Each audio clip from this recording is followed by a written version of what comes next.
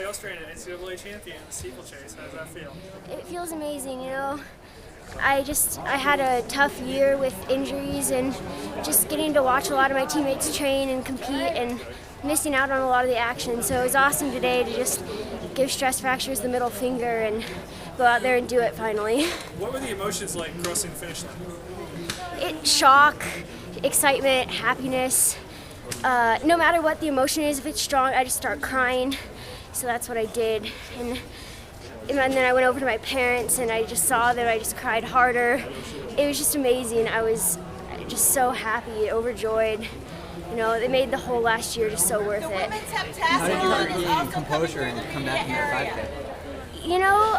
5K? Even after the steeplechase, I had my moment. I got really high, just emotionally. And then I just tried to calm it down and okay, back to business. You got to go get some points for your team. You got to help this fellow freshman to really race hard in both of our first national 5K race. So, I just tried to focus forward, and now I'm going to celebrate. You said that you were shocked after the steeplechase. Did you go in thinking that the win was an option? When you're at a national championship, the win is always the goal. That's what people come here to do. They come to be the best in the nation in their forte. So it was definitely in my mind, but to actually be able to prepare for it and come and perform, it's always just such a blessing, and so I couldn't help but be a little surprised that all the pieces fit together today. Can you give us a rundown of what the timeline's been like with your injuries?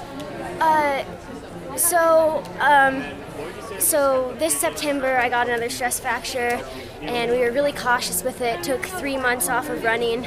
I started back in again mid-December and just did walk running for about 2 months, and then started to get back into training a little bit in early March. At Stanford, I'd only done 3 workouts, so that's kind of when my training got started. When was the stress fracture? It was sacral. Is that the same thing that happened last year when you dropped out of NCAA? No, that was a tibial stress fracture. So have you changed your training or your diet or any of your sort of routines to try to prevent injuries or any further injuries going forward? Yeah, so we backed off on mileage quite a bit. Worked a little bit up this season, but not very high at all. A lot more conservative on runs, going slower on easy days, saving really hard efforts for just races. How many miles approximately do you run a week? About 50. 50? Are you planning on doing the steeple at NCAAs? As of now, I'm thinking no. I'm really happy to have gotten through this season without an injury, and I don't want to push anything and end up jeopardizing my cross-country season. Do you view the steeplechase as your primary event moving forward? Not necessarily. I think I'll definitely continue to do it, but I really like the 5K, and I wouldn't limit out moving up to the 10K either. I saw that middle school hurdling paid off. That's what I was thinking when I was in 7th grade and decided to give it a try. I was like, someday I'm going to run the steeplechase in college, and it's going to be really cool. So did you run hurdles in high school?